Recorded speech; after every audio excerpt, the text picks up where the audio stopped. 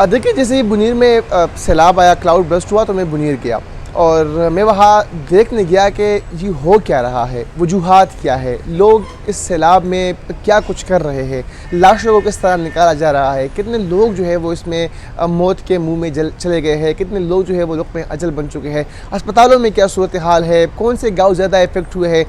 तमाम मतलब मैं कहूँगा कि जिन जिन इलाकों में ये सैलाब आया था या क्लाउड बर्स्ट हुआ था या जो नुकसानात हुए थे, उन तमाम इलाकों को मैं विज़िट करके आया हूँ। तमाम जो फैक्ट्स एंड फिगर है उनके साथ मैंने वहाँ सब कुछ जो है वो रिपोर्ट भी किया। तो मैं बता चलूँ आपको कि 3 इलाके बुनीर के ऐसे हैं जो बहुत ज़्यादा इफ़ेक्ट हुए हैं। उनमें एक बिशोनई है, एक गोगंद है और एक जो है कदरनगर है। बिशोनई ऐसा इलाका है कि वो करीब भी पड़ता है, वो वहाँ पर जाना आपके लिए आसान भी है, वहाँ एक्सेस है। तो इसीलिए हमारे सीएम साहब भी वहाँ चले गए, हाफिज़ नईमुर्रहमान साहब जो कि जमात इस्लामी के अमीर है वो भी वहाँ चले गए। डे फर्स्ट पे चेयरमैन पाकिस्तान तहरीक इंसाफ के साथ में ही में था बैरिस्टर गौर साहब, वो भी वहाँ जा रहे हैं। इमदादी सरगर्मी भी वहाँ पर हो रही है क्योंकि वहाँ पर एक्सेस है। 2 जो इलाके हैं कदरनगर और गोगंद, कदरनगर का इलाका कल सुबह यानी कि आप यकीन करें कि जब मैं वहाँ पर पहुँचा, I was the first one, वहाँ पर कोई भी नहीं था, वहाँ पर रेस्क्यू का कोई भी एहलकार मौजूद नहीं था, वहाँ पर कोई मुकामी जो मदद करने वाले जो फलाही तंजीमों के लोग थे वो भी नहीं थे। लोग वहाँ पर तड़प रहे थे, रो रहे थे। एक एक घर के अंदर 8-8, 9-9 मैयतें मौजूद थी और उनको निकालने के लिए उनके पास कुछ भी नहीं था। आप ख़ुद देखें कि जब इतने बड़े बड़े और इतने भारी पत्थर ऊपर से आए हो, घरों का नामो निशान ना हो, वो सफ़े हस्ती से मिट गए हो, तो फिर वहाँ वो किस तरह अपनी मदद आपके तहत इमदादी सरगर्मियाँ कर सकते हैं। रास्ते में एक नदी है और उस नदी का जो पुल है वो टूट चुका है, पानी ज़्यादा है, उसको पैदल यानी आपने ख़ुद पार करना होता है, फिर उससे ऊपर आप थोड़ी सी पैदल जो है वॉक करके आप वहाँ पर पहुँच सकते हैं। हमने भी यही किया। अब मैं बता दूँ कि जो कदरनगर का इलाका है ये वो इलाका है जहाँ एक घर के अंदर 29 बंदे मौत के मुँह में चले गए हैं। ये वो इलाका है जहाँ पर उमर ख़ान नामी बंदा रहता है और इसने अपने हाथों से 20 मैयतें दफनाई है। उनके घर के 4 अफराद अभी तक लापता है। ये कदरनगर वो इलाका है जहाँ पर एक घर में शादी थी और ना मैं ख़ुद वहाँ पर गया, जो दुल्हे का घर कमरा था ना वो कमरा मिल रहा है, ना वो घर वहाँ पर मौजूद है, सफ़र हैसियत से मुकम्मल तौर पर मिट चुका है। उमर ख़ान ने मुझे बताया कि मेरा भाई मलेशिया से अपने भाई की शादी के लिए आया था। 21 तारीख़ को उनकी फ़्लाइट थी और उन्होंने 21 को मलेशिया वापस जाना था, लेकिन वो सैलाबी हिल लेकर नज़र हो गया। कल के दिन उनके घर में शादी थी और अब कुछ भी नहीं मिल रहा। उन्होंने मुझे कहा कि मैंने 20 लाशें दफनाई, मैंने अपनी वाइफ की लाश दफनाई, मैंने अपने वालिद की लाश दफनाई, मैंने अपनी 2 बेटियों की लाश दफनाई, मैंने अपनी 2 भाभियों की लाश दफनाई, मैंने अपने 2 भाइयों की लाशें भी दफनाई। मुझे खुशी इस बात की होगी कि जो 4 अफराद जो हमारे घर के लापता है मुझे वो मिल जाए। उन्होंने मुझे कहा मुझे खुशी इस बात की होगी कि यहाँ पर कार्रवाई शुरू हो, यहाँ हेवी मशीनरी आए। उन्होंने साफ अल्फाज में हमें कहा हमें राशन नहीं चाहिए, हमें खाने पीने के लिए कुछ भी नहीं चाहिए, हमें सिर्फ़ और सिर्फ हेवी मशीनरी चाहिए कि वो यहाँ पर आए। जो लाशें इस वक्त भी मौजूद है मलबे के ढेर तले, वो लाशें हम निकाल सके। आप यकीन कीजिए कि वहाँ इतनी अजीब स्मेल थी कि मेरे लिए वहाँ पर खड़ा होना मुश्किल था। लोग दर बदर की ठोकरें खाने पर मजबूर है, लोग जो है वो एक दूसरे की दर्द दुख में, और लोग इतने रोए हैं कि उनकी आंखों में आंसू नहीं है। वो कहते हैं ना कि मर्द नहीं रोते, मैंने वहाँ मर्द लोगों को रोते देखा है। कहते हैं ना कि सहाफ़ी का काम रिपोर्ट करना होता है, वो रोता नहीं है। आप यकीन कीजिए वहाँ हमारे लिए खड़े होकर बात करना मुश्किल था। बुज़ुर्ग से आप बात करें वो रो रहा है, बच्चे से आप बात करें वो रो रहा है, जवान से आप बात करें वो रो रहा है। बच्चे से मेरी बात हो रही थी, मुझे कह रहा था कि मेरे घर में कोई नहीं रहा। मैं खुद मदरसे में था और मेरा पूरा घर सैलाब में बह गया है, मेरे घर में कोई नहीं रहा, मैं अकेला यहाँ पर हूँ, मैं क्या करूँगा। आप यकीन कीजिए कि उन लोगों को दिलासा देना मेरे लिए मुश्किल था।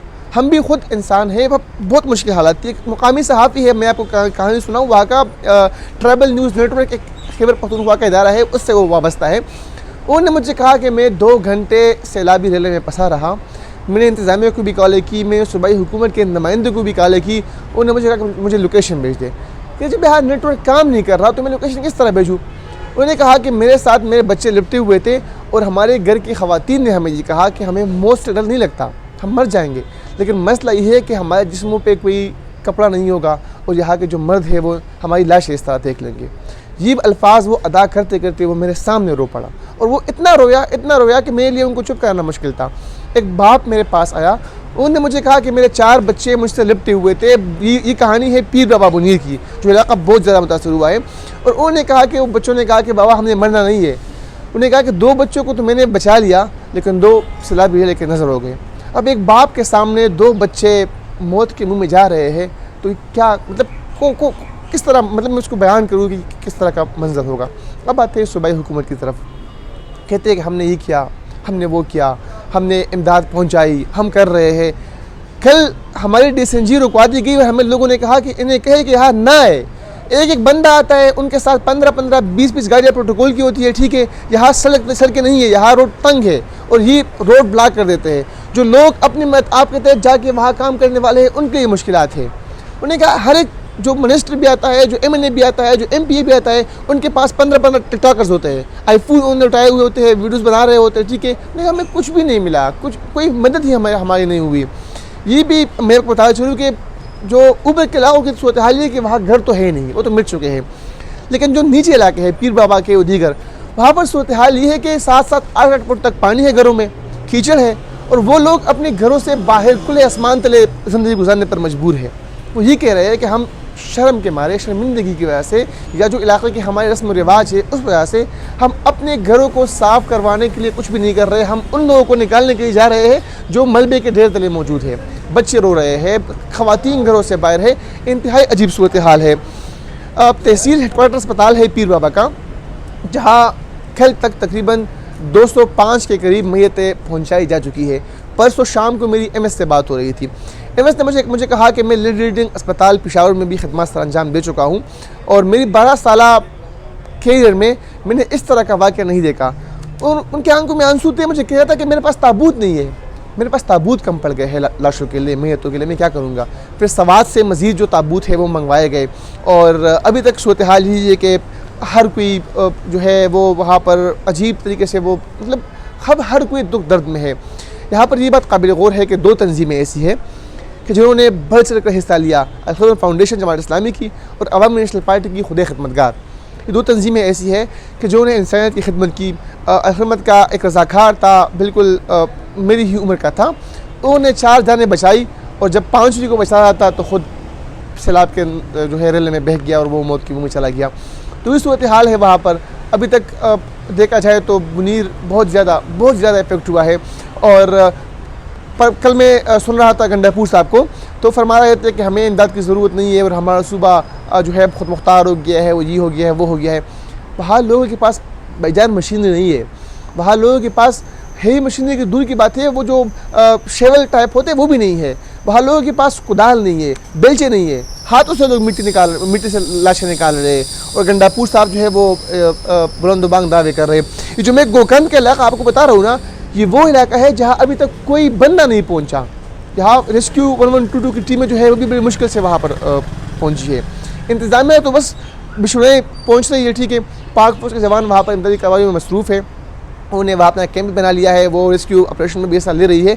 लेकिन चूँकि रास्ते भी नहीं है, वो इंतज़ामिया बस सिर्फ एक जगह पे जाके, या सूबाई जो हुकूमत है उनके नुमाइंदे एक जगह पे जाके बस वहाँ से वीडियोस, वहाँ से तस्वीरें बना के भेज देते हैं, ट्वीट कर लेते हैं और फिर जो सोशल मीडिया पर एक फोर्स है उनको वायरल करवा देते हैं कि हम वहाँ पर कुछ कर रहे हैं। मैं ग्राउंड पर सब कुछ देख के आया हूँ, मेरा इलाका है, मैं सब कुछ देख के वहाँ पर आया हूँ। ऐसा कुछ भी नहीं हो रहा। 2 इलाके मुकम्मल तौर पर इग्नोर्ड है। मुझे बताएं कौन सा ऐसा सूबाई हुकूमत का नुमाइंदा है जो अभी तक गोकर्ण गया हो? कौन सा ऐसा सूबाई वज़ीर है जो कदरनगर गया हो? बेस्ट गोल के घर से चंद किलोमीटर के फासले पर है कदरनगर, वो वहाँ गया है बिशोने के अलावा, बठाई के अलावा। मैं परसों बठाई एक इलाका है, वहाँ पर 70 मुश्तरका जनाजे पढ़ के आया हूँ। 55 जनाजे एक साथ और 15 जनाजे दूसरी दफ़ा। आप खुद अंदाज़ा लगाए कि लोगों के लिए कब्र खोदना मुश्किल हो रहा है वहाँ पर, और सूरत हाल यही है। तो अल्लाह हमारे हाल पर रहम करे और अल्लाह करे कि इस जो मुश्किल की घड़ी है इससे दुनिया के वाम जल्द निकल सके।